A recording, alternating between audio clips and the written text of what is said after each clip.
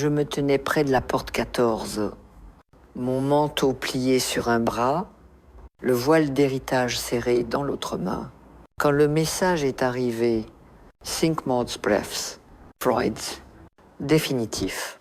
En fait, juste sa famille, pas de salutation, pas d'excuses, même pas à maman, juste ça.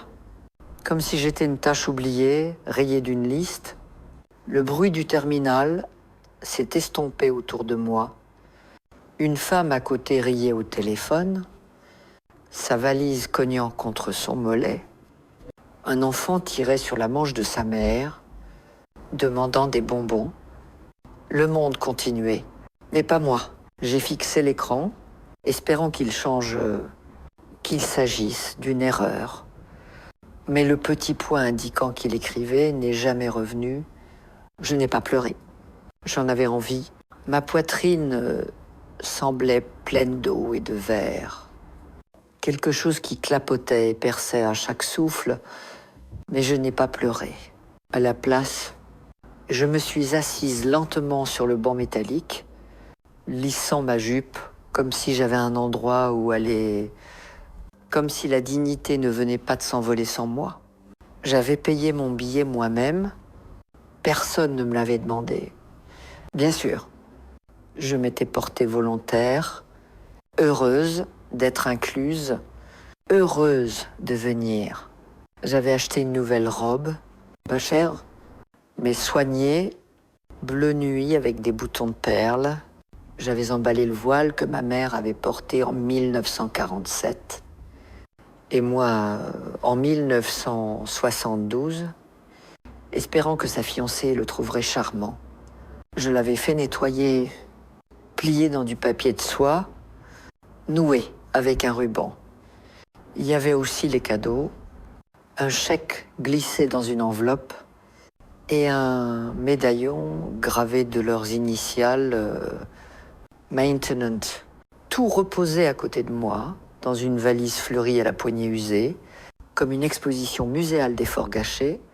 Il savait que je venais, savait que j'avais réservé le vol, l'hôtel, savait que j'apportais le voile, et il a juste attendu que j'arrive, que je sois là pour lui.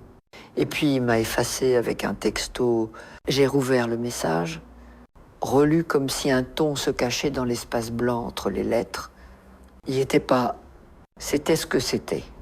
J'ai fermé mon manteau, me suis levée, me tenant plus droite, que je ne me sentais peu être que quelqu'un regardait, peu être l'univers.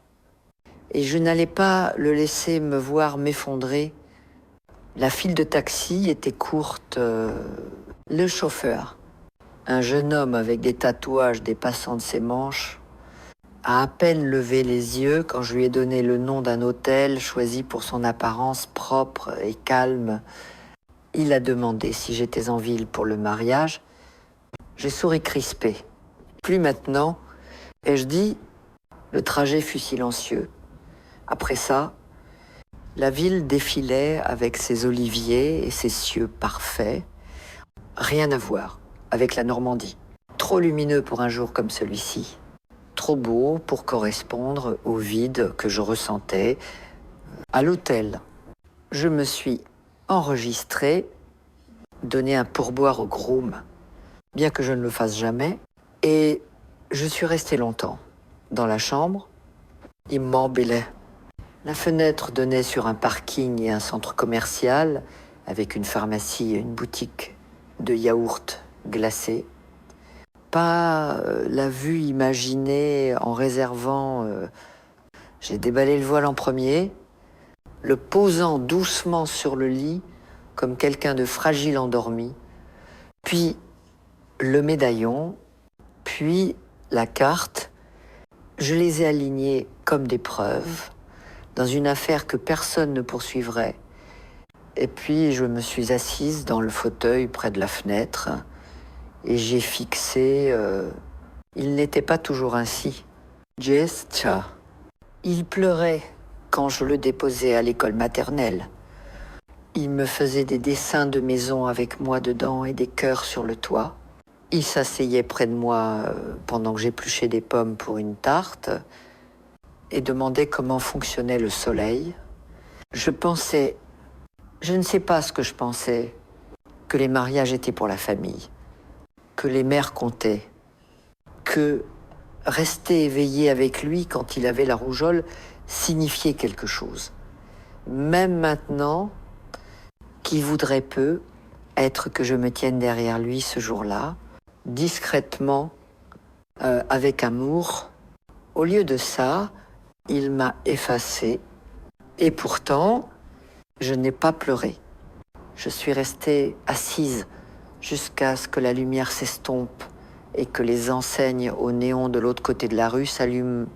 Puis je me suis levée, suis allée au bureau, pris le bloc-notes et le stylo près du téléphone. Et j'ai commencé une liste. Elle avait 2 éléments. Annuler le virement à Jacques. Son, nom, appelle Marguerite. Marguerite est mon avocate. Je ne lui avais pas parlé depuis des mois, mais soudain je savais exactement ce que je devais dire. Car si je n'avais plus de place à sa table, je cesserais de financer le festin.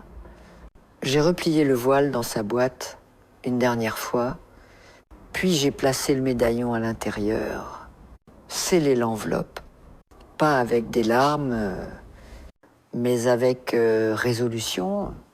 La chambre d'hôtel sentait légèrement le désinfectant citronné et quelque chose de plus ancien peut être de vieux tapis ou de l'air fatigué. Je me suis tenue à la petite fenêtre, la main sur le cordon du rideau, regardant le ciel passer de l'or au gris. Ma valise restait fermée au pied du lit. Pas parce que je l'avais oubliée, parce que j'étais pas prête à admettre que j'étais ici seule. Sans pote, j'étais venue pour le mariage de mon fils. J'avais apporté le voile. Les cadeaux, j'avais tout emballé soigneusement, des bas supplémentaires, mon organiseur de pilules, même une lime à ongles dans un sachet plastique pour ne pas être signalé à la sécurité. Ce genre de planification ne disparaît pas, juste parce que quelqu'un vous désinvite par texto. J'ai enfin ouvert la valise, disposé les choses comme si j'allais quelque part, chaussures sur le sol, robe sur un cintre, produit de toilette dans la salle de bain. Et puis j'ai atteint la petite boîte en bois enveloppée d'un mouchoir niché dans les vêtements. Les voiles, il appartenait à ma mère. Ruth, dentelle faite main, délicate comme un souffle.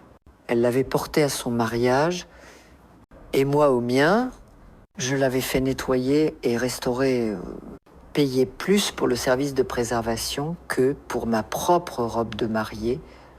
J'imaginais le remettre à ma belle-fille le matin de son mariage, lui raconter comment il venait de femmes qui restaient, travaillaient, aimaient obstinément. J'imaginais son sourire. Maintenant, je passais mes doigts sur le filet fin, trop fin pour ce monde. Ai-je pensé trop fin pour des gens qui envoient des messages de 5 mots pour effacer une mère. Je l'ai remis dans la boîte. Je n'ai pas dormi cette nuit-là, pas profondément. Le lit était trop dur, les draps trop blancs. Je me suis allongée sur le côté, regardant les ombres danser au plafond. La télévision silencieuse. Dans un coin, j'attendais un autre message, un ajout, une explication, mais mon téléphone restait muet sur la table de chevet, écran noir. Au matin, j'avais décidé, j'ai appelé la réception et demandé le numéro d'un cabinet juridique local. L'homme au téléphone m'a donné 3 numéros. Sa voix enjouée comme les réceptionnistes d'hôtel sont entraînées à l'être. Je l'ai remercié et choisi le 2e numéro de la liste. Juste parce qu'il semble être le genre de cabinet qui ne raccroche pas aux vieilles femmes. Il pouvait me voir cet après-midi. J'ai confirmé l'heure, me suis habillée avec soin et replié le voile dans sa boîte une dernière fois. Je l'ai laissé sur le bureau avec une note. Ne pas déranger Ye Reviens. Mais j'ai pas pris l'enveloppe du cadeau avec moi. Celle-là est restée dans mon sac. Je n'avais pas fini de décider quoi en faire. Le cabinet juridique était dans un bâtiment beige à côté d'un pressing. Ça ne payait pas de mine. Mais la femme qui m'a accueilli dans la salle d'attente avait des cheveux argentés. Et le genre de regard direct que je respectais. Madame Lefebvre, a-t-elle dit ? Je suis Anne. Je veux mettre à jour mon testament. Et je dis, sans préambule, et établir une fiducie. Anne a hoché la tête, sans demander pourquoi. Elle m'a emmené dans son bureau et m'a versé un verre d'eau. Je l'aimais déjà. Je veux retirer mon fils, Jacques Lefebvre, comme bénéficiaire. Ai-je dit ? Complètement. Et je veux que tout aille à ma petite fille. Elle a légèrement haussé un sourcil. Puis-je demander pourquoi ? Parce qu'elle est la seule à ne m'avoir jamais menti. Ai-je dit ? Et parce que je ne laisserai pas le travail de ma vie à un homme qui efface sa mère comme un courriel indésirable. Anne n'a pas réagi avec surprise ou sympathie, juste pris des notes. Votre petite fille a-t-elle un tuteur légal ? Elle est 18 ans, étudiante en première année, brillante. Alors c'est simple, a-t-elle dit ? Nous rédigerons un testament et une fiducie vivante. Avez-vous des conditions spécifiques ? Oui. Ai-je dit ? Elle ne peut toucher 1 centime avant ses 25 ans, sauf pour l'éducation, la santé ou l'achat de sa première maison. Très raisonnable. Elle est gentille, intelligente, mais je veux l'aider, pas la gâcher. Anne m'a regardé et a souri. Vous ne gâchez personne. Madame Lefebvre, vous rétablissez l'équilibre. Ça a pris 2 heures. Quand je suis partie, j'avais une chemise avec des copies et une carte de visite. Je ne me sentais pas triomphante. Je ne ressentais rien. J'étais calmée. Comme si j'avais enfin cessé d'attendre que quelqu'un d'autre fasse ce qui est juste. De retour à l'hôtel, le soleil commençait à se coucher encore. Un autre ciel parfait de Provence. Je me suis assise dans le même fauteuil près de la fenêtre. Mais quelque chose était différent. Le voile était toujours sur le bureau. Je ne l'ai pas touché. À la place, j'ai pris mon téléphone et envoyé un texto à ma petite fille. Claire, ma chérie, es-tu libre pour déjeuner demain ? Elle a répondu en 2 minutes. Bien sûr. Mamie, où dois-je te rejoindre ? Et juste comme ça. Je n'étais pas désinvitée de tout. Juste d'un mariage, Claire avait les yeux de son père. C'était toujours la première chose que les gens remarquaient. Grands, sombres, pensives. Mais là où les siens s'étaient fermés avec l'âge, ceux de Claire étaient ouverts, curieux. Genre Dieu qui attendait des réponses au lieu d'étouffer les questions. Elle m'a retrouvé dans un petit café à 3 pâtés de maison de l'hôtel. En jeans et chemisier blanc, ses cheveux tirés en une tresse, comme quand elle avait 10 ans. Elle m'a serré dans ses bras dès qu'elle m'a vu. « Tu es magnifique. » A-t-elle dit ? J'ai fait lui dire ne mens pas. Mais je me suis arrêtée, les laissé le dire, les laissé le penser. J'avais passé trop d'années à rejeter la gentillesse comme si elle avait une date d'expiration. Nous avons commandé des sandwichs et du thé glacé. Puis elle s'est penchée et a demandé doucement « Mamie, que s'est-il passé ? J'ai pris une longue gorgée de thé. Ton père a décidé que je n'étais pas invitée. C'est tout. Ses sourcils se sont froncés, mais il a dit que tu ne te sentais pas bien, que tu ne pourrais peu être pas voyager. J'ai souri tristement. Vraiment, c'est généreux de sa part. Elle a baissé les yeux, jouant avec l'emballage de sa paille. Il n'a pas beaucoup parlé. Juste que le mariage était petit, seulement la famille. Eh bien, Tsezdraï, je l'ai dit, c'était toute sa famille par choix. Elle a levé les yeux, le visage tendu par un mélange d'inquiétude et de honte. Il n'aurait pas dû faire ça. Non, ai-je dit doucement, il n'aurait pas dû. Je ne lui ai pas dit ce que j'ai ressenti à l'aéroport. Comment mes genoux ont fléchi en lisant ce texto. Je n'ai pas décrit le silence dans la chambre. Le poids du voile d'héritage, encore plié dans sa boîte. Certaines choses n'étaient pas destinées à être portées par les petits-enfants. Puis-je te demander quelque chose? A dit Claire. Que s'est-il passé entre vous deux, toi et papa? Je me suis adossée, la question s'enfonçant profondément. Que s'est-il passé? Comme si c'était une chose, un moment unique. Une fracture nette, mais c'était pas ça. C'était 1000 petites choses sur des années, comme rester dans l'océan et réaliser lentement que la marée vous emporte. Il a changé.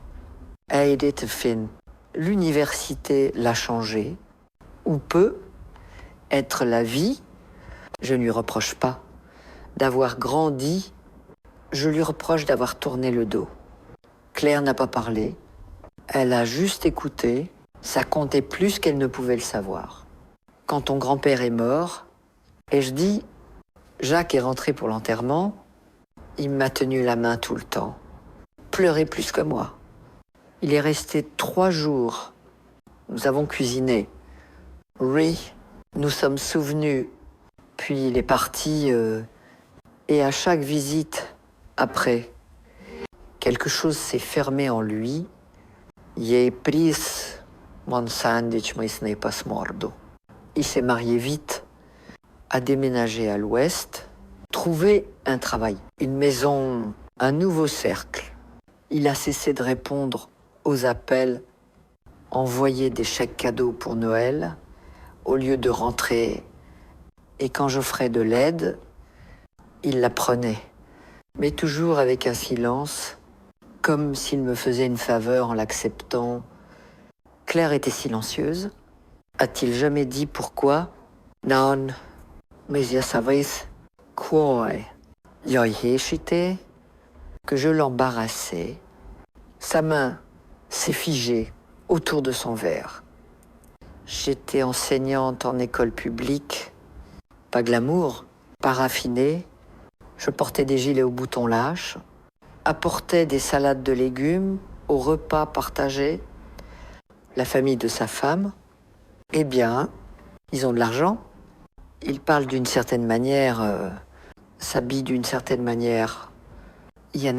Correspondo. Mais c'est pas une excuse. J'ai haussé les épaules.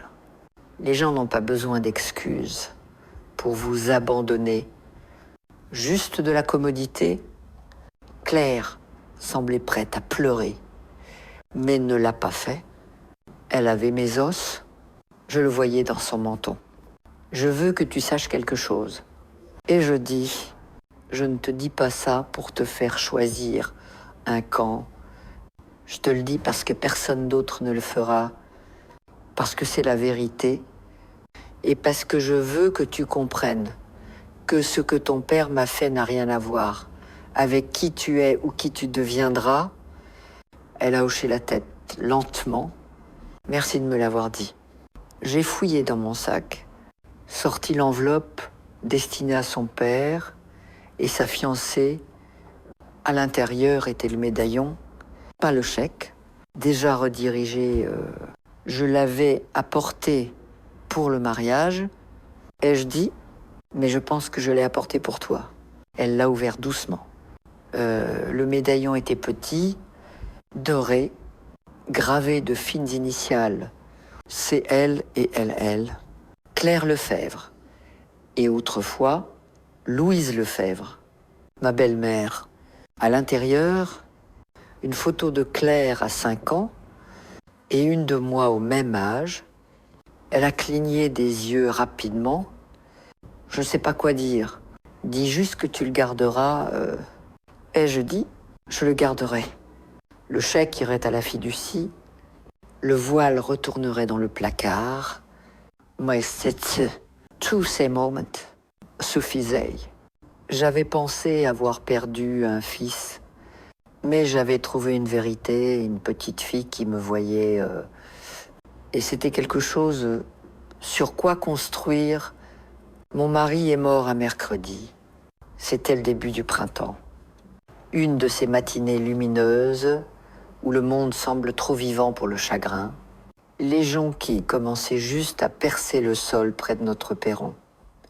Je m'en souviens car je les avais remarquées ce matin-là, me baissant pour en toucher une, pensant à quel point elles étaient têtues, comment elles revenaient toujours. Peu importe la dureté du gel. Il est mort discrètement, sans drame, sans longue maladie. Juste un souffle qui n'est pas revenu. Georges Lefebvre n'était pas un homme remarquable si on le regardait à travers l'objectif du monde. Il vendait des assurances, conduisait une Renault, faisait son café trop léger. Mais il m'aimait avec une constance qui surpassait toutes les déceptions que la vie nous a données. Quand ma mère est décédée, il m'a tenu la main 6 heures d'affilée. Quand j'ai perdu le bébé avant Jacques, il est rentré du travail et s'est juste allongé près de moi jusqu'à ce que je m'endorme. Nous étions mariés depuis 34 ans, pas tous faciles, pas tous tendres, mais nous nous sommes choisis encore et encore, même dans le silence. Après l'enterrement, Jacques est resté 3 jours. Il a aidé à nettoyer le garage, trier de vieux papiers, emporter 2 boîtes des affaires de son père à l'aéroport. Le dernier matin, il m'a serré longtemps, son menton contre mon épaule. « Tu fosses bien, n'est-ce pas ?» a-t-il demandé. J'ai dit oui. Est-il macrou? Il m'a laissé avec la maison, à la Buick, et un compte bancaire qui pouvait durer si j'étais prudente. Il m'a aussi laissé avec le silence, une long silence. Au début, je ne l'ai pas senti. J'ai rempli les jours avec l'école. J'enseignais encore 3e année, ce qui signifiait des briques de jus, des lacets, des mains collantes. Le bruit aidait. Les enfants ne laissent pas de place à trop de pensées. Mais les soirs venaient plus silencieux que je ne les avais jamais connus. Pas de voix dans l'autre pièce demandant où étaient les bonnes piles. Pas de frottement de pantoufles sur le sol de la cuisine. Juste le craquement de la maison et mon propre souffle. La première année, Jacques appelait tous les dimanches, toujours à 17h. Nous parlions du temps, de ma santé, de ce qu'il lisait. Puis c'est devenu un dimanche sur 2, puis une fois par mois, puis seulement quand il avait besoin de quelque chose. Il y avait des excuses, bien sûr, le travail, les voyages, la bébé. Sa femme n'aimait pas les appels, disait-il. Elle aimait la structure, l'espace. Je lui ai donné assez d'espace pour perdre un continent entre nous. Il ne l'a jamais dit directement, mais je le sentais dans la façon dont il hésitait avant de me présenter à de nouvelles personnes. Voici ma mère. Suivi d'une pause, d'un changement de ton. Je n'étais pas assez élégante. Mes mains usées, mon rire trop fort. J'ai commencé à envoyer des chèques cadeaux pour Noël juste pour correspondre au ton. Je pensais que ça faciliterait les choses. Il necessitiamo esplient. Mais les cartes n'étaient jamais suivies d'appels. On parle de la solitude du veuvage, comme si elle arrivait d'un coup, comme un coup à la poitrine. Mais pour moi, elle est venue progressivement, après que les gratins ont cessé après que les voisins ont arrêté de passer, après que Jacques a cessé de dire « Je t'aime », à la fin de nos appels, elle s'est installée comme de la poussière. Je ne me suis jamais remariée. Solo. Georges était le genre d'homme qu'on n'a qu'une fois pas tape à l'œil, mais réel. Présent, il disait « Certains hommes veulent être des héros. Je me contenterai de rentrer à la maison. » Et il l'a toujours fait, jusqu'à ce qu'il ne le fasse plus. Il y avait des nuits, surtout la deuxième année, où je me réveillais et lui parlais quand même juste des mots doux dans le noir, lui disant ce que Jacques avait dit, ce que Claire avait dessiné, comment le chauffe-eau faisait un nouveau bruit. Je savais que c'était idiot. My side died. Je pense qu'il aurait été en colère, pas contre Jacques exactement, mais contre la facilité avec laquelle un fils peut oublier qui lui a appris à lasser ses chaussures, qui a nettoyé son vomi à minuit, qui a couru après son vélo, applaudissant la première fois que les roues stabilisatrices ont été enlevées. Georges aurait dit « Marie, ne le laisse pas te traiter ainsi ». Je répondais à voix haute « C'est juste comme il est maintenant, mais c'est my intendant. Je ne sais pas. » Maintenant, assise dans cette chambre d'hôtel avec le voile rangé, le testament réécrit, et Claire buvant du thé glacé, les genoux repliés comme une fille de la moitié de son âge, je me demande si Georges avait raison. Être trop laissé faire, trop excusé, mais plus maintenant. Il y a un tiroir dans ma cuisine à la maison qui coince à gauche. Il faut tirer un peu, puis il s'ouvre d'un coup avec un cliquetis. Ce tiroir contient tout ce que je pensais ne jamais revoir. Lettres, lettres bancaires, photocopies, ancienne garantie. Et une chemise marquée Jacques. Je l'ai commencé quand il s'est marié. Au début, c'était juste pour organiser. Je ne voulais pas oublier ce que j'avais donné ou promis au cas où il demanderait. Mais avec le temps, c'est devenu autre chose. Un registre peut être un livre discret de ce que ça coûte de rester dans la vie de quelqu'un quand l'amour ne suffisait pas. Le premier papier date de 2003, un chèque de 12,0 €, à compte pour leur premier appartement. Ils disaient que ce serait temporaire, jusqu'à ce qu'ils se stabilisent. Ils ont déménagé 1 an plus tard, dans un condo financé par les beaux-parents. Personne n'a mentionné ma part. Ensuite, un remboursement de carte de crédit, 600-800 €. Il avait perdu son emploi, disait que les factures s'accumulaient. Je me souviens m'être assise à la table de la cuisine, lisant son courriel 2 fois avant d'appeler la banque. Je lui ai dit de ne pas s'inquiéter. Les mères ne laissent pas leurs enfants couler. Pas si elles peuvent aider. Puis est venue Claire, ma lumière éclatante. À sa naissance, j'ai proposé un compte d'épargne universitaire. Il a dit que c'était trop tôt, qu'ils en créeraient un eux-mêmes. À la place, la chemise contient des reçus pour des couches, une poussette, une facture d'hôpital non couverte. J'ai envoyé de l'argent pour chacun sans poser de questions. En 2011, une déchirure du ligament du genou. Il n'avait pas assez de congés, disait-il, et la franchise d'assurance était élevée. 200-300 €, j'ai viré l'argent le même jour. En 2015, leur voiture est tombée en panne. Pas la luxueuse que conduisait sa femme, l'ancienne pour les courses. J'ai couvert les réparations à 200 €. 1 an plus tard, le toit fuyait, il a appelé. au milieu de la nuit. Sa voix basse comme s'il ne voulait pas qu'on l'entende. « Maman ?» Je déteste demander, mais il ne détestait pas. J'ai viré 8 € ce matin-là. Au total, la chemise contient des traces de 57 € sur 20 ans. Sans compter les cadeaux, les vols pour visiter, les courses que j'ai stockées dans leur cuisine quand ils étaient à court ce mois-là, sans compter le manteau que j'achetais à Claire chaque hiver, jusqu'à ses 17 ans.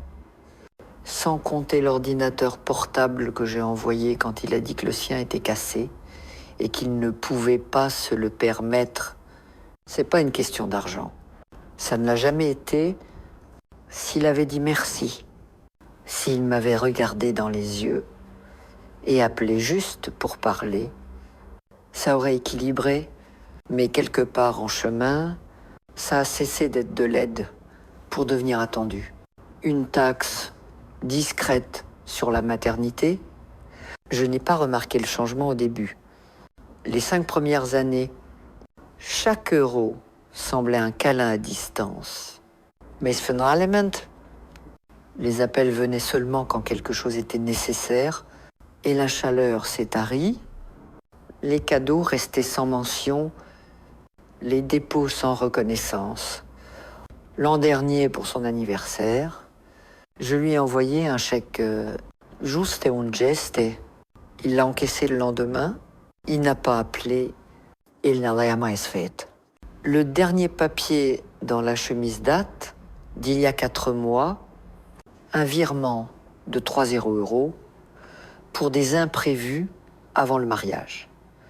Fleurs, dépôt, ce dont elle a besoin avec Hildit. Je l'ai envoyé cet après-midi-là.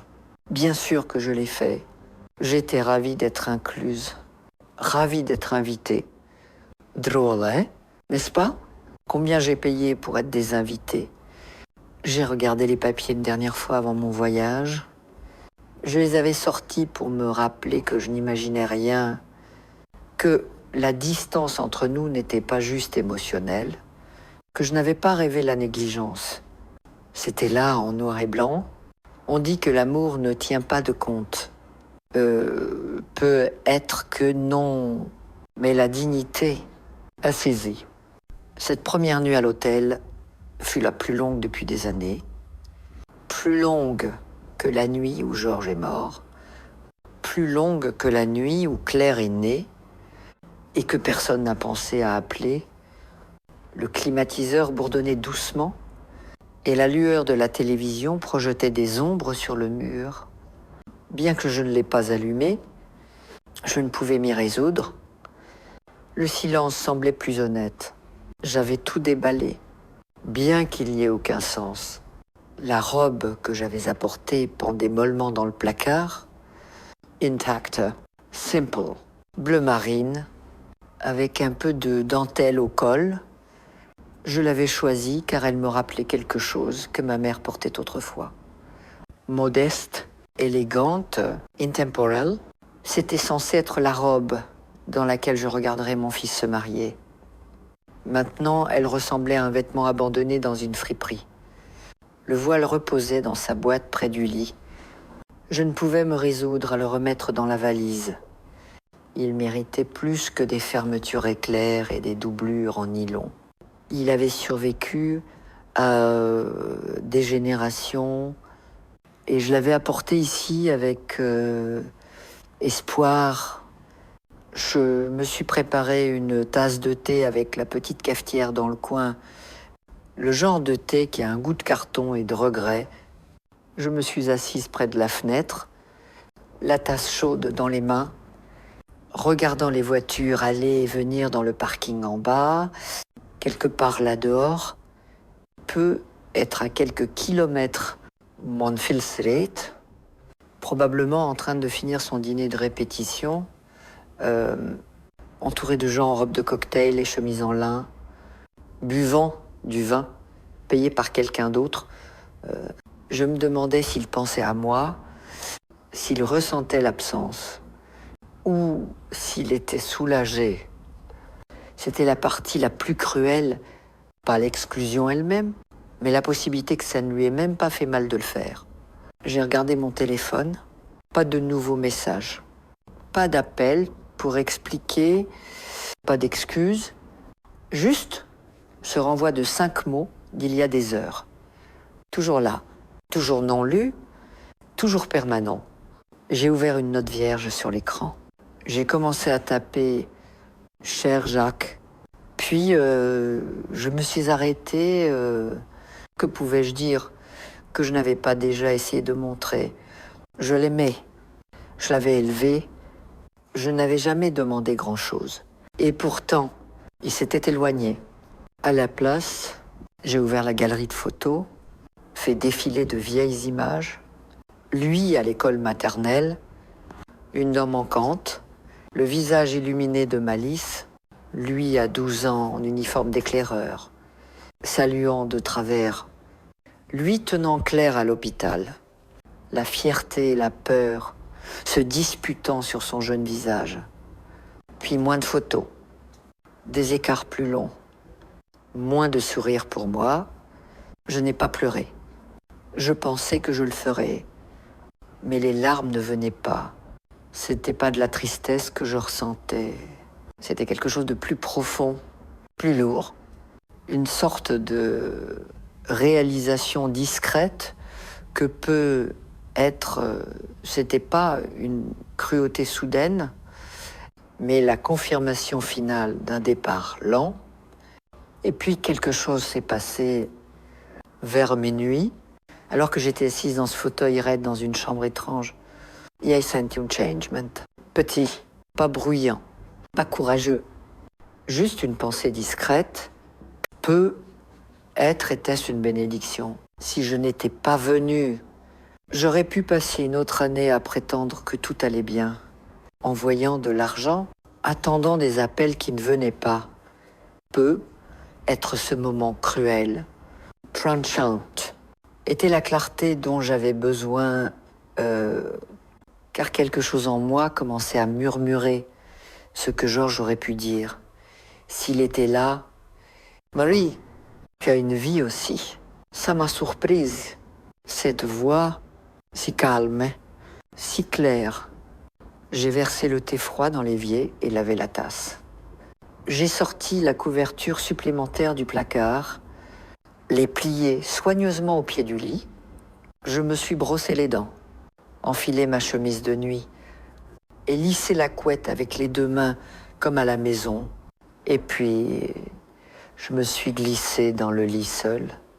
Pas parce que j'étais oubliée, mais parce que je me souvenais de quelque chose. Je m'appartenais, je l'avais toujours fait. Et si personne d'autre n'honorait cela, je le ferais. Claire m'a appelé le lendemain matin. J'étais à nouveau assise, près de la fenêtre. Un café à la main cette fois, essayant de trouver l'appétit pour le petit déjeuner gratuit que je savais ne pas toucher. Le téléphone a vibré doucement contre la table. Et quand j'ai vu son nom, quelque chose en moi s'est adouci. Au moins quelqu'un pensait encore à moi dès le matin. Mamie, a-t-elle dit? La voix tendue, je viens d'apprendre. Papa ne t'a pas invité? J'ai fermé les yeux un instant. Non, ma chérie, il ne l'a pas fait. Il y avait un silence en ligne. Pas celui où quelqu'un ne sait pas quoi dire.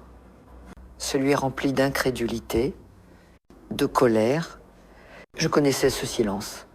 J'y avais vécu pendant des années. Je ne comprends pas. A-t-elle dit enfin? Il m'a dit que ce serait une petite cérémonie. Seulement la famille. J'ai supposé que tu arrivais tôt. Je pensais que tu en faisais partie. Je l'étais. Et je dis doucement, dans mon esprit, je l'étais. Pourquoi n'as-tu rien dit hier au déjeuner? A-t-elle demandé. Pourquoi ne m'as-tu pas dit? J'ai pris une inspiration parce que je ne voulais pas que notre temps ensemble soit à propos de lui. Je voulais te voir. Just toi. Je pouvais l'entendre bouger, faire les 100 pas peu, être... elle était comme ça. Même enfant, toujours besoin de bouger quand quelque chose n'allait pas. Il n'a même pas mentionné, pas une fois, commenta-t-il pu. Parce que c'était plus facile pour lui de mentir que de me regarder dans les yeux. Et je dis, et parce qu'il ne pensait pas que quelqu'un poserait des questions, eh bien, il avait tort, a-t-elle rétorqué. Je pose des questions. Je vais lui poser maintenant. Non, Claire, elle s'est arrêtée. Je pouvais le sentir. Non, a-t-elle répété. Ce n'est pas à toi de réparer. Ai-je dit, ce n'est pas ton combat. C'est le mien et j'ai déjà décidé comment le gérer. Elle était à nouveau silencieuse, mais pas avec ce silence creux. Cette fois, c'est écouter, comprendre. Que vas-tu faire? Je l'ai déjà fait et je dis, le voile reste avec moi. Le cadeau va à quelqu'un qui le mérite. Et mon argent, Claire, mon homme, mon héritage, ne vont pas là où je ne suis pas la bienvenue. Tu as réécrit ton testament. Oui. Et la fiducie, sa voix était prudente maintenant. Douce, c'est à toi. Et je dis, pas parce que tu as demandé, pas parce que tu es de mon sang, mais parce que tu ne m'as jamais traité comme un fardeau. Je pouvais entendre sa respiration à travers la ligne. Mamie, a-t-elle murmuré, c'est trop. Je n'ai pas besoin. Je sais que tu n'as pas besoin. Ai-je dit, c'est le but. Tu ne m'as jamais fait sentir que je te devais quelque chose. C'est pourquoi je te fais confiance avec ça. Elle n'a pas parlé pendant longtemps, et quand elle l'a fait, sa voix était stable, mais épaisse. Je te rendrai fier. Tu le fais déjà? Un coup a retenti de son côté. Quelqu'un l'appelant, probablement son père. Ai-je deviné? Credois y ayer, a-t-elle dit. Mais puis-je te revoir après le mariage? J'aimerais ça. Non, a-t-elle dit fermement. Je le pense, je veux rester proche. Je veux te connaître, vraiment te connaître. Et tcha, après tout, était le cadeau que je n'avais pas osé espérer. Après avoir raccroché, je suis resté immobile longtemps. Le café avait encore refroidi, le monde dehors s'éveillait et quelque part, Jacques nouait sa cravate, vérifiait son reflet, plaisantait sur les fleuristes en retard, et il n'avait aucune idée que sa fille venait de s'éloigner discrètement du récit qu'il avait écrit. Pas de rébellion, pas de scène, juste un pas discret, peu clair. Et peut être que c'était assez... L'appel à la banque n'était pas impulsif, il était délibéré, mesuré, comme poser une boîte lourde, portée trop loin, trop longtemps. J'ai attendu jusqu'à l'après-midi quand je savais que les lignes seraient plus calmes. J'avais vérifié le décalage horaire. La Normandie était 2 heures en avance et composé le numéro au dos de ma carte de débit. Pas l'application mobile, pas le site web. Je voulais parler à une personne. Je voulais l'entendre, dit à voix haute. Merci d'appeler la banque Prairie Normande. A chantonné la femme. Je m'appelle Rachel. Comment puis-je vous aider aujourd'hui? Je m'appelle Marie Lefebvre et je dis, je dois examiner et annuler tous les virements externes programmés de mes comptes. Et je veux révoquer une autorisation liée... Il y a eu une courte pause. J'entendais ses doigts taper. Certainement, Madame Lefebvre, j'ai juste besoin de vérifier quelques détails avant de commencer. J'ai répondu à ces questions sans hésiter. Date de naissance, 4 derniers chiffres. Les noms de mon animal de compagnie d'enfance. Samson, un labrador fidèle jusqu'à la fin. Contrairement à certains, une fois vérifié, son ton a légèrement changé, plus respectueux. Je vois qu'il y a actuellement 3 virements récurrent programmé, un à Jacques Lefebvre mensuel pour 850 €, un trimestriel pour 2 € marqué soutien, ménager, et un décaissement annuel de 5 € prévu pour le mois prochain. Je veux tout annuler et je dis définitivement oui, et je veux révoquer tout accès qu'il a pour voir ou demander des changements à mon compte. Rachel Oheshite, il est listé comme contact secondaire sur votre banque en ligne avec permission d'initier, mais pas de finaliser les virements. Nous pouvons retirer cet accès immédiatement. Faites-le. Elle a tapé encore. C'est fait. Puis-je demander, juste pour nos dossiers, devons-nous marquer cela comme fraude, réaffectation familiale ou changement de circonstances personnelles? Appelez ça de la clarté. Et je dis silence. Puis doucement, complice. Je lui ai demandé de m'envoyer la confirmation mise à jour par courriel et elle l'a fait en quelques minutes. J'ai lu chaque ligne, chaque euro, chaque lien coupé, c'était là. Tangible, réel. Pendant 20 hands. J'avais subventionné sa vie comme une investisseuse silencieuse dans une entreprise qui ne m'avait jamais listée au conseil. Lawyer, factures, urgence devenue routine. Je l'ai fait parce que j'étais sa mère. Parce que je pensais que c'était ça l'amour. Mais c'est pas de l'amour quand une seule personne se présente. C'est pas une famille quand les appels viennent avec des conditions. Et je ne suis pas un distributeur automatique. Cette nuit-là, j'ai sorti la chemise Marc et Jacques de ma valise. Je l'avais emportée par instinct, ne sachant pas si j'en aurais besoin. Maintenant, je l'ai ouverte une dernière fois. Chaque feuille semblait plus lourde, pas à cause de l'argent, mais à cause du silence qui suivait chaque transaction. Pas de merci, pas d'appel, juste des retraits discrets. J'ai empilé les papiers soigneusement, les ai remis dans la chemise et les glissés au fond de ma valise. Je les déchiquetterai en rentrant. Un nouveau rituel. Pas d'effacement, de libération. Dans le silence de la chambre d'hôtel, je me suis allongée sur le lit, mains croisées sur le ventre. Je ne me sentais pas en colère, pas amère. Je me sentais propre.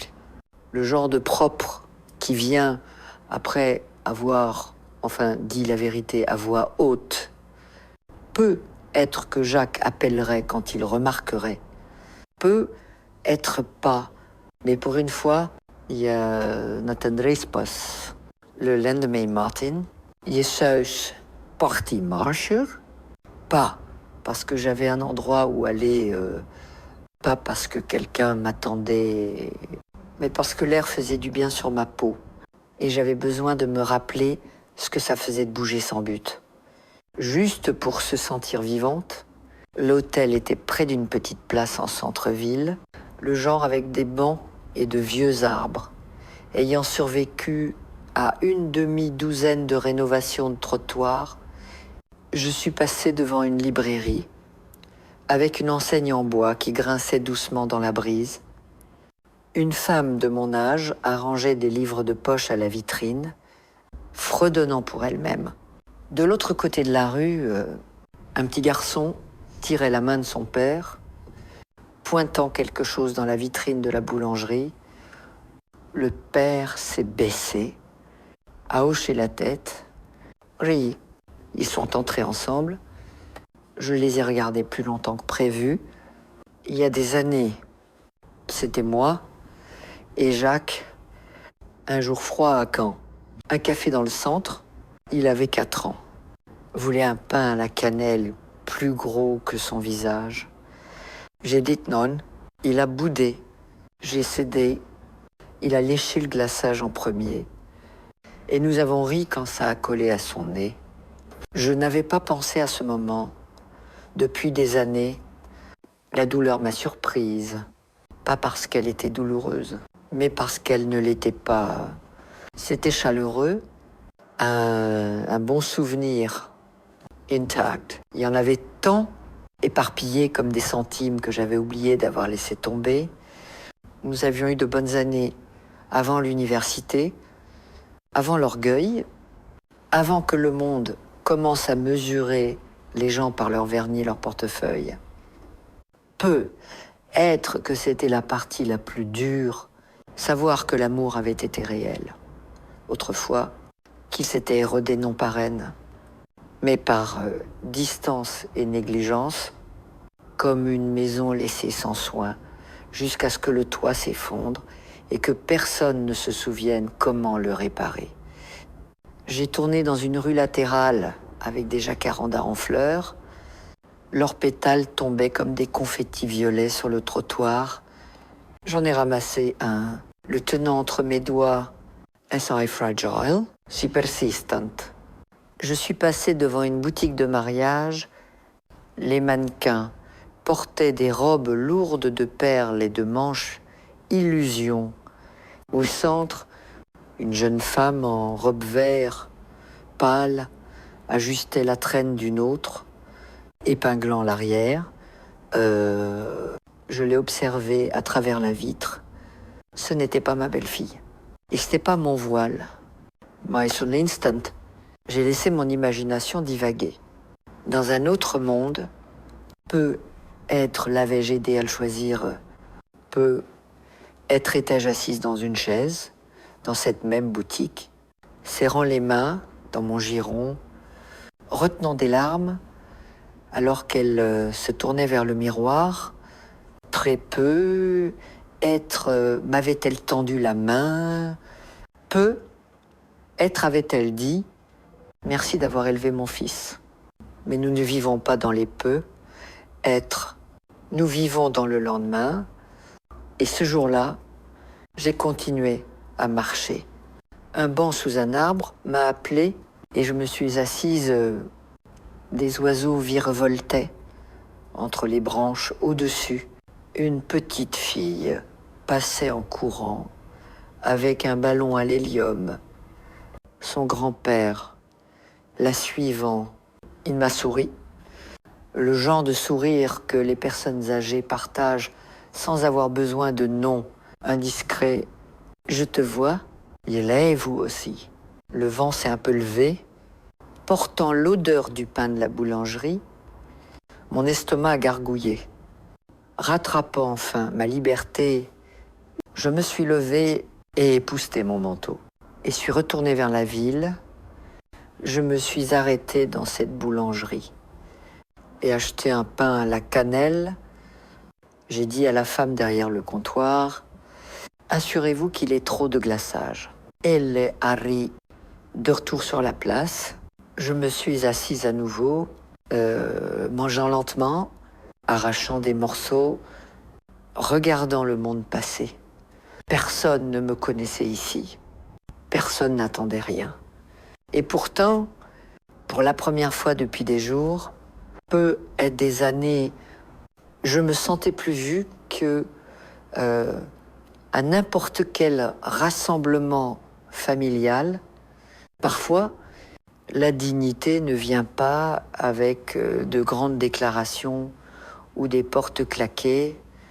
Parfois, c'est une femme mangeant un pain à la cannelle sur un banc, savourant sa propre compagnie, pendant que son compte bancaire respire librement et que son cœur, enfin, batte sans s'excuser.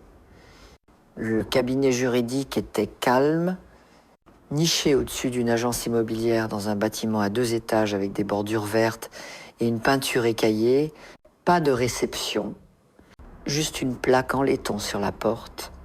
Chambers, Erid. Avocats, le genre d'endroit qui ne gaspille pas d'argent en apparence. Et Jaimai, ça... Anne a ouvert la porte elle-même. Elle portait le même blazer bleu marine.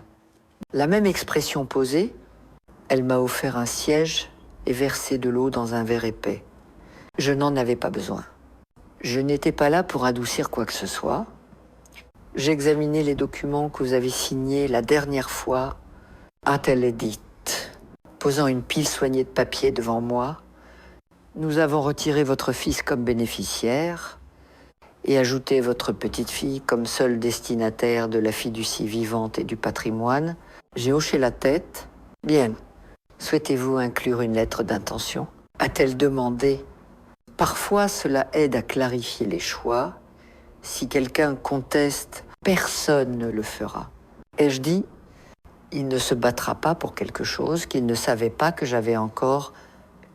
Elle a légèrement haussé un sourcil, mais n'a pas insisté. D'accord, nous avons aussi rédigé la fiducie irrévocable comme demandé. Les termes spécifient l'accès pour l'éducation, l'élorgement ou les frais médicaux jusqu'à 25 ans, après quoi Claire a le contrôle total. Parfait. Et je dis, elle est responsable, mais je veux qu'elle gagne le reste, pas qu'elle l'attende.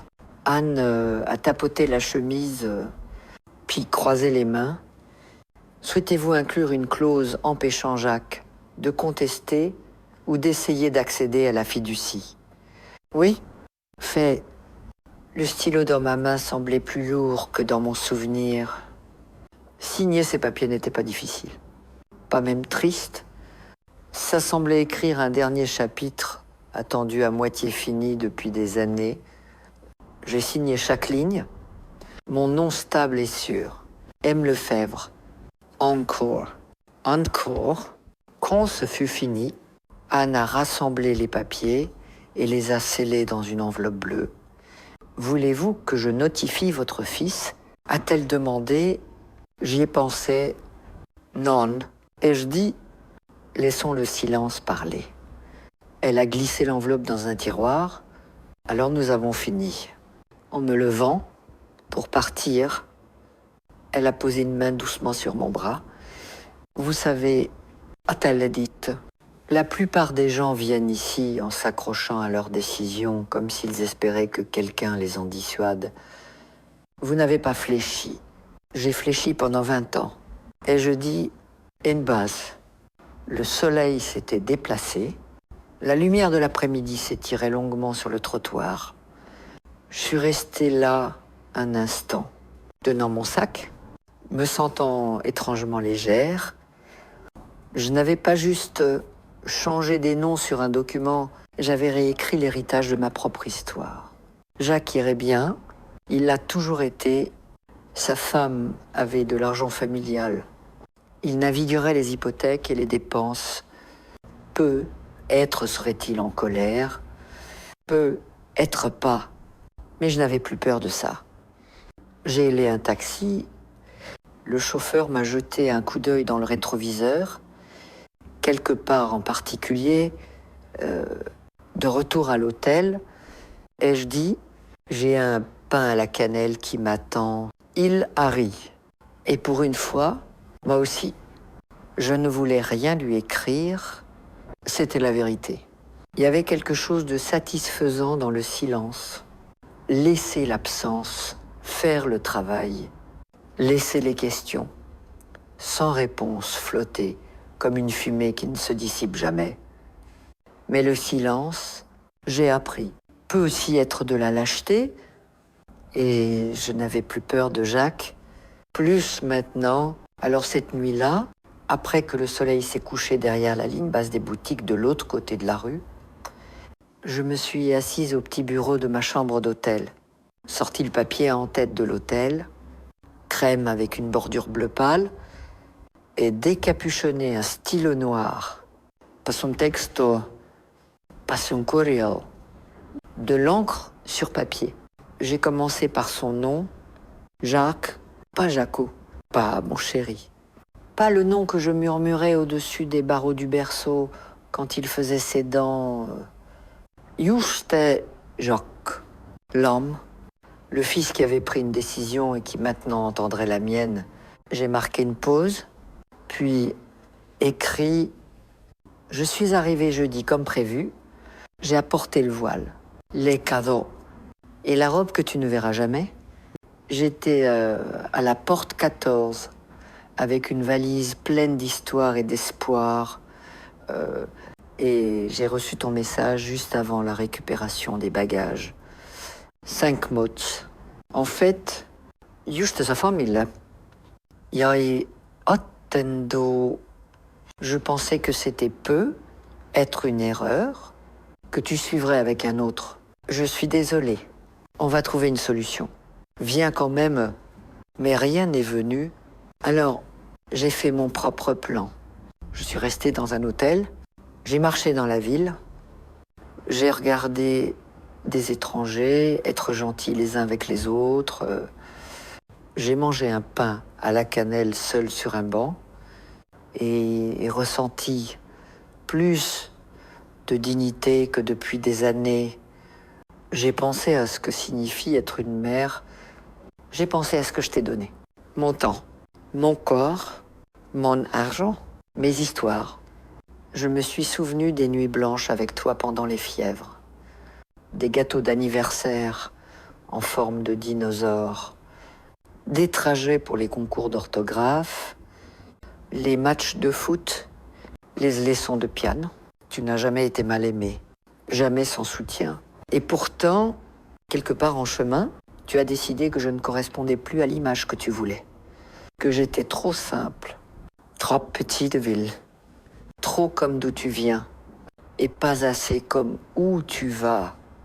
Je ne t'en veux pas pour ton succès. Je voulais que tu aies tout, mais je n'attendais pas qu'en te donnant cette liberté, je perdrais complètement ma place dans ta vie. Je n'étais pas en colère. Quand tu as envoyé le message, j'étais vide. Et puis, étonnamment, j'ai ressenti du soulagement.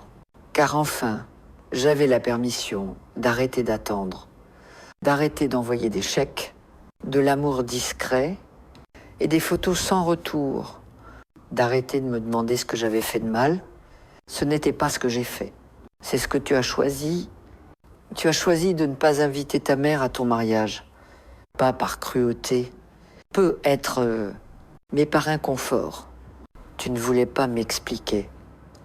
Tu ne voulais pas m'intégrer dans ta vie soigneusement orchestrée. Alors, je ne serais pas plié. À la place, j'ai ouvert quelque chose de nouveau. J'ai annulé tous les virements futurs. Retiré ton accès à mes comptes, réécrit mon testament. Claire est maintenant la seule bénéficiaire de mon patrimoine. Pas pour te punir, mais parce qu'elle n'a jamais prétendu que je n'existais pas. Elle m'a retrouvé dans un café, a demandé ce qui s'était passé. Elle a écouté, elle est restée, elle s'est souciée. Tu étais ce garçon autrefois. Peut être qu'un jour tu voudras le retrouver. Si tu le fais, je ne claquerai pas la porte. Mais je ne resterai pas non plus dans l'embrasure, tenant un plateau de pardon pour quelqu'un qui n'a pas demandé. Ton absence à ton propre mariage n'a peut être pas ressemblé à une chaise vide, mais c'était la mienne. Et maintenant que je l'ai remplie avec moi-même, ma propre voix, je ne la rends pas. Je te souhaite la paix et l'honnêteté, celle qui commence quand tu te regardes dans le miroir et demande « Qu'ai-je choisi ?» avec amour, car je n'ai jamais cessé. Maman, j'ai lu 2 fois avant de plier. Pas de rage, pas de théâtralité. Juste la vérité, lourde et claire. J'ai glissé la lettre dans une enveloppe, écrit son nom devant et l'ai laissée au coin du bureau. Pas pour l'envoyer, pas encore. Mais elle existait maintenant, comme une pierre posée doucement sur une tombe, pas pour marquer une mort, mais pour dire « Je suis venu, je me suis souvenu et maintenant je peux avancer ». Le matin du mariage s'est levé comme n'importe quel autre, ensoleillé, propre, avec une brise qui tirait doucement sur les oliviers dehors ma fenêtre. Pas de fanfare, pas de douleur. Juste le matin, je n'avais pas d'invitation. Pas de siège parmi les rangées de chaises blanches, mais je connaissais l'heure. Le lieu, Claire l'avait mentionné une fois sans réaliser ce qu'elle révélait. Alors, je me suis habillée, pas avec la robe bleue marine à porter pour la cérémonie, mais avec un chemisier gris doux et un pantalon comfortable, propre, approprié pour s'asseoir dans un jardin, regardant la vie continuer sans avoir besoin d'en faire partie. Je pris un taxi. Le lieu était une propriété privée sur une colline, le genre qui rend bien en photo. Chemin de pierre, esarqué, rose pâle, fleurissant, trop parfaitement pour être réel. Les portes étaient ouvertes, les invités affluaient, touche pastels, laine et rière. Je ne suis pas entrée. Il y avait un banc de l'autre côté de la rue, ombragé par un vieux jacaranda. Je m'y suis assise, le voile dans mon sac, mains croisées, silenciose, pas caché. Juste témoin, un homme a garé une voiturette de golf près de l'entrée. Deux femmes en robe de soie assorties ajustaient leurs cheveux. Un jeune couple posait pour un selfie près de l'arche couverte de lierre. J'entendais le murmure lointain de la musique qui s'échauffait. Cordes douces et agréables, j'ai regardé les invités arriver, chacun ignorant la femme de l'autre côté de la rue qui avait payé pour plus d'une de leurs coupes de champagne. J'ai vu Jacques aussi. Il est sorti d'une voiture noire, grand et soigné, riant à quelque chose que le témoin a dit. Son smoking lui allait parfaitement, ses cheveux coiffés comme je le faisais quand il avait 5 ans, séparés sur le côté, lissés avec un peu d'eau. Il n'a pas regardé vers la rue, n'a pas jeté un coup d'œil en arrière, comme si le monde derrière lui n'avait jamais existé. J'étais pas en colère. Je pensais que je le serais, que le voir dans son acte final d'exclusion pourrait briser quelque chose en moi. Mais tout ce que je ressentais était de la distance, celle qui ne fait plus mal. Une femme en robe rose perle s'est approchée de lui, la mariée. Jag choupoché.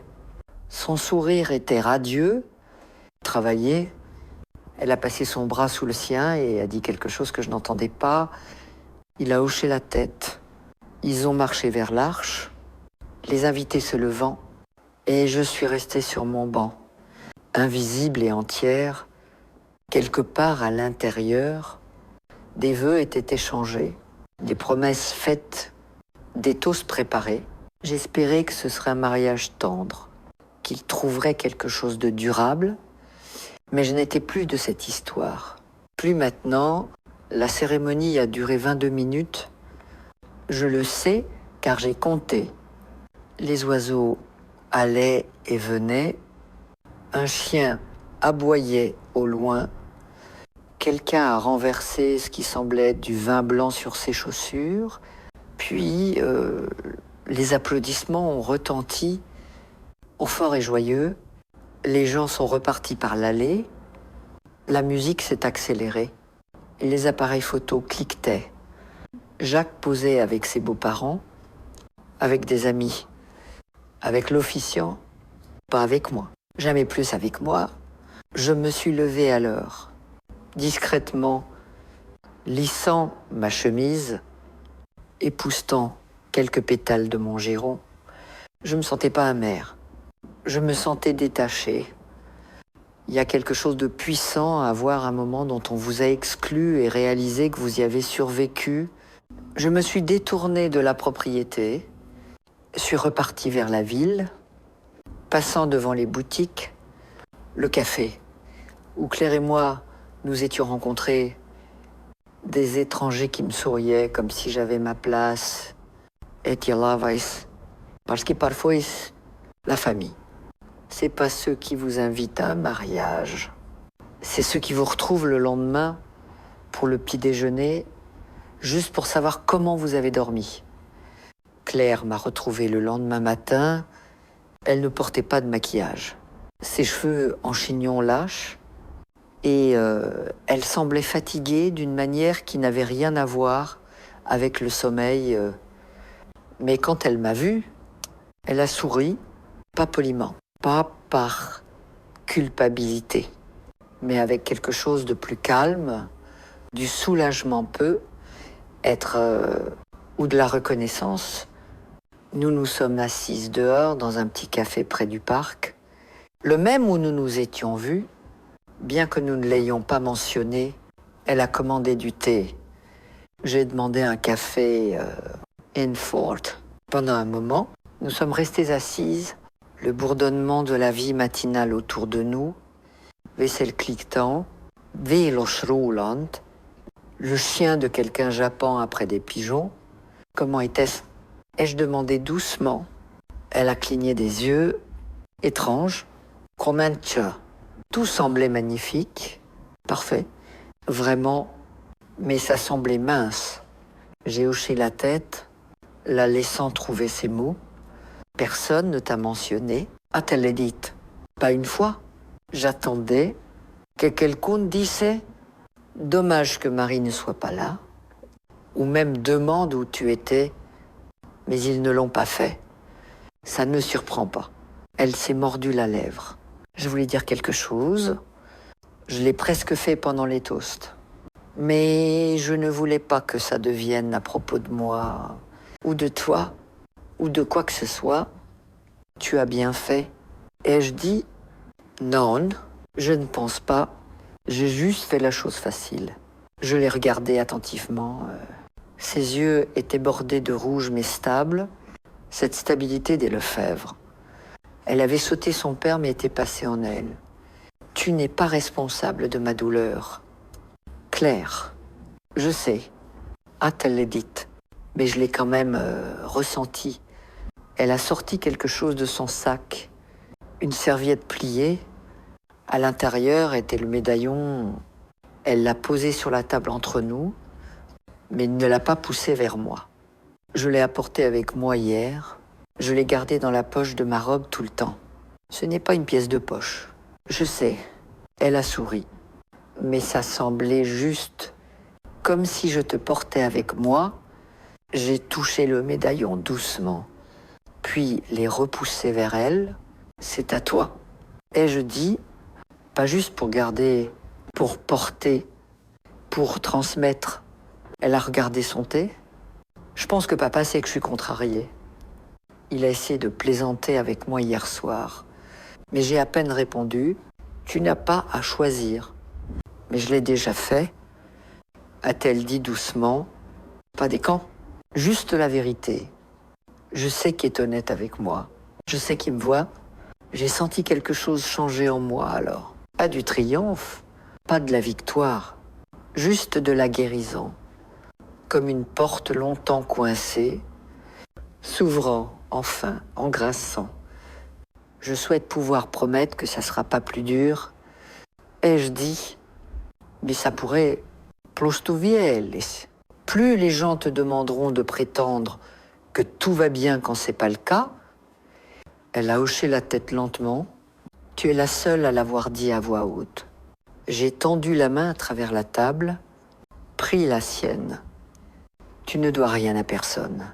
Le silence, elle a serré en retour. Toi non plus. Nous sommes restés ainsi jusqu'à ce que le soleil devienne trop chaud sur nos épaules, jusqu'à ce que le thé refroidisse, jusqu'à ce que la serveuse passe et sourit, disant « Vous vous ressemblez ?» Et pour la première fois depuis des années, j'ai cru que c'était un compliment, car je n'étais pas juste la mère oubliée de quelqu'un. J'étais la grand-mère de Claire. Et c'était plus que suffisant.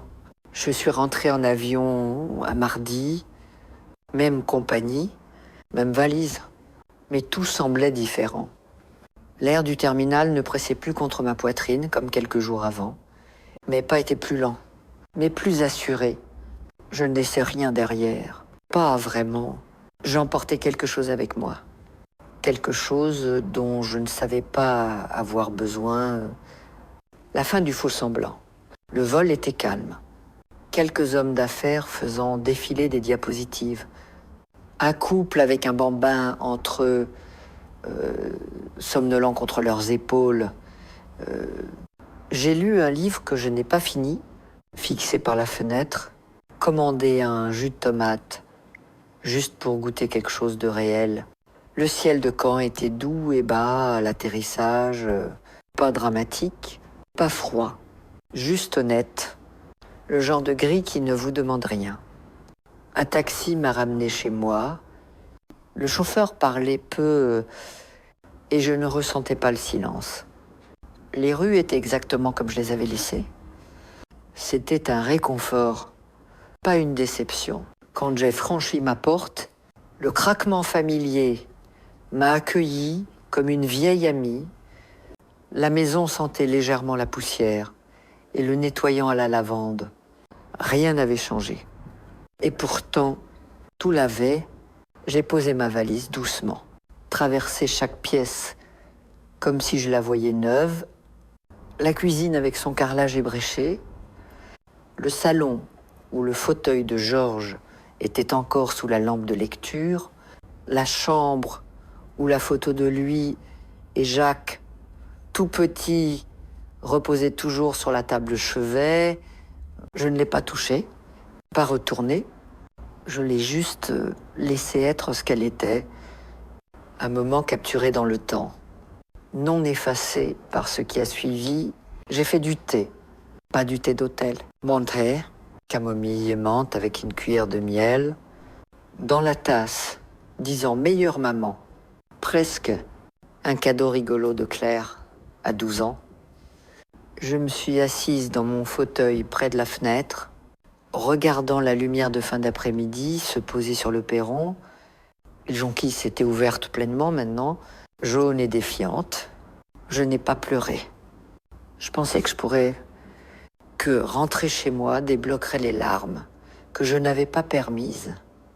Mais à la place, je me sentais calme, propre, comme une pièce, après qu'on a enfin retiré le vieux tapis et vu le sol en dessous. Plus tard, je suis allé au tiroir.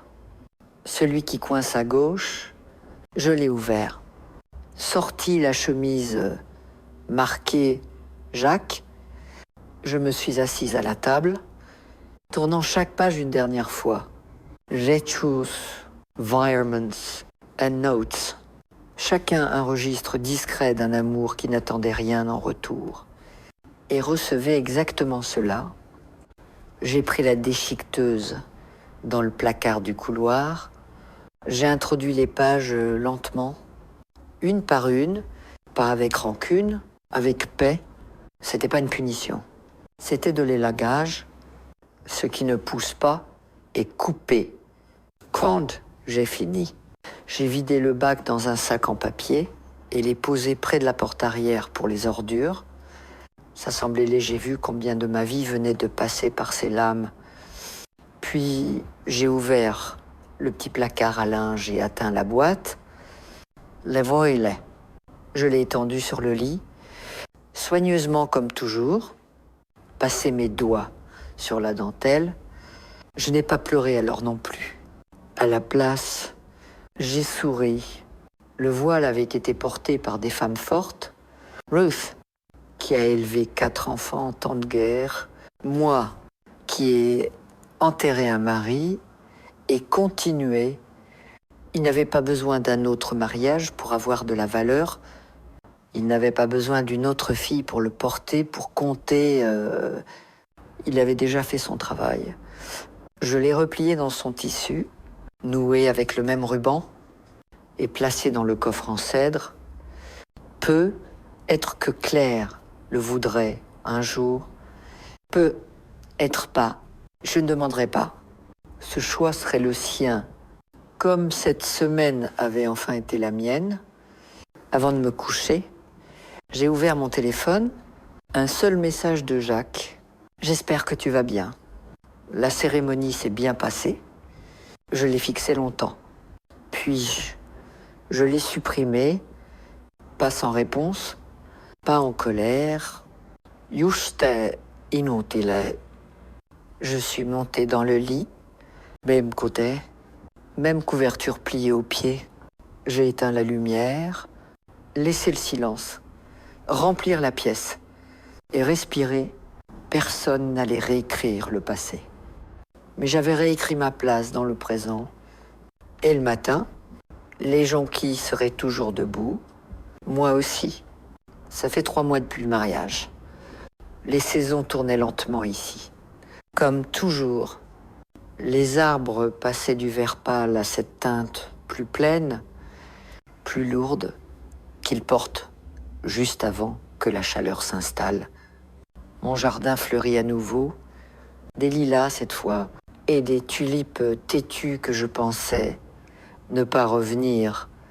Je passe plus de temps dehors maintenant, pas pour échapper à la maison, pas pour occuper mes mains, juste parce que le monde semble plus doux quand je n'essaie de rien prouver à personne.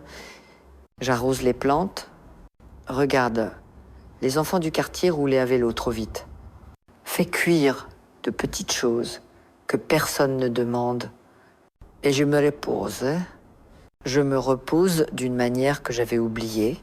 Parfois Claire appelle, parfois elle passe. Nous ne parlons plus du mariage, plus maintenant. Nous parlons de ses cours, du livre qu'elle lit, d'un garçon dont elle n'est pas sûre. Elle apporte parfois du café, part en portant un de mes vieux gilets, dit toujours merci, me sert toujours plus longtemps que nécessaire. C'est notre rythme maintenant. Pas un remplacement. Un début, Jacques n'a pas appelé, pas depuis ce message auquel je n'ai jamais répondu, et je ne m'attends pas à ce qu'il le fasse. Je n'ai plus besoin de clôture. C'est la chose qu'on ne vous dit pas. Parfois, la réponse n'est pas la réconciliation.